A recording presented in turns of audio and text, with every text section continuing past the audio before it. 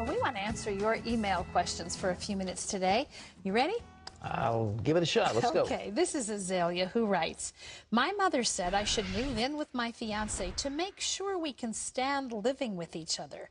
My fiance knows that I will not have sex until we're married, but my church says it would be too much of a temptation to live together. Is it a sin to move in together even if we do not have sex?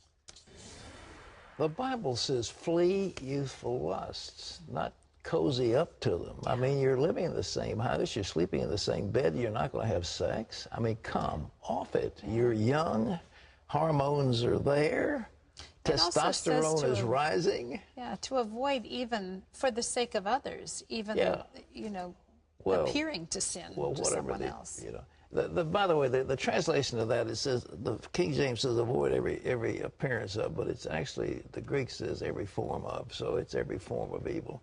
But the answer is no.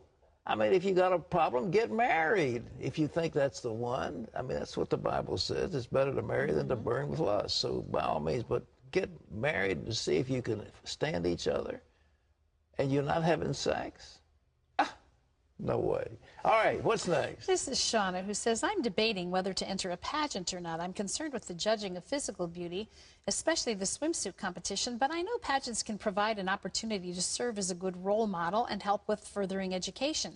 Is this something I should stay away from or just keep things as modest as possible? They say, Terry, what do you think? Well, Terry's the Miss America, so Miss America, well, it was a lot more modest when you were doing it. These swimsuits today are about as skimpy as you could imagine. Not just the suits, it's the way it's all presented that's a lot different than it was when I competed. You know, pray about this. You need to ask the Lord whether this is a platform he has for you. It is an amazing platform to share your faith from, to share things that matter to you. And if it's the Miss America pageant that you're involved in, it is a scholarship foundation. But if you have any kind of a second guessing going on in your heart about whether you're to do it or not, then I would say no. I think you need to hear from the Lord. I respect that from the one who's been there. I have never been in a beauty contest. Never, ever. He wanted to, but you know, there just weren't enough openings. When I was a little boy, I said, please, Mama, let me get... No way, no way. All right, go ahead. Okay. This is Levi who writes, 3 weeks ago, I was in the ER for smoking pot and taking pills. I saw hell when I was high. I was so scared.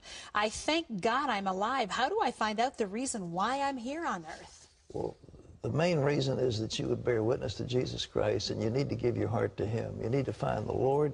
Say, Lord, I want to accept you. I mean, you've had a view of where it would go if you didn't accept him, so accept him, and he'll begin to reveal why you're here. Yeah.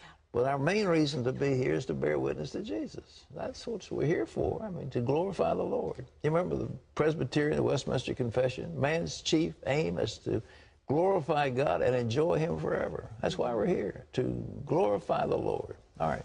This is a viewer who asks, why does God allow pain in our lives if he loves us?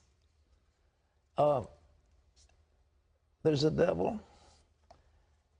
A devil cursed this world we live in. He rebelled against God.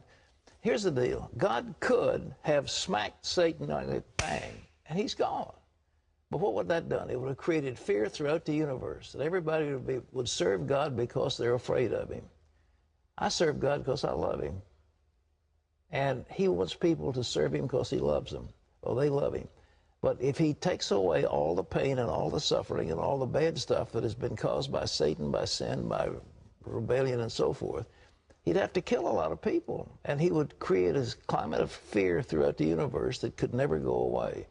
So he did it through the cross. One person took the suffering, one person took the pain, one person took the penalty for sin, and then he rose from the dead and he redeemed us. That's what Christianity is all about, is the redemption.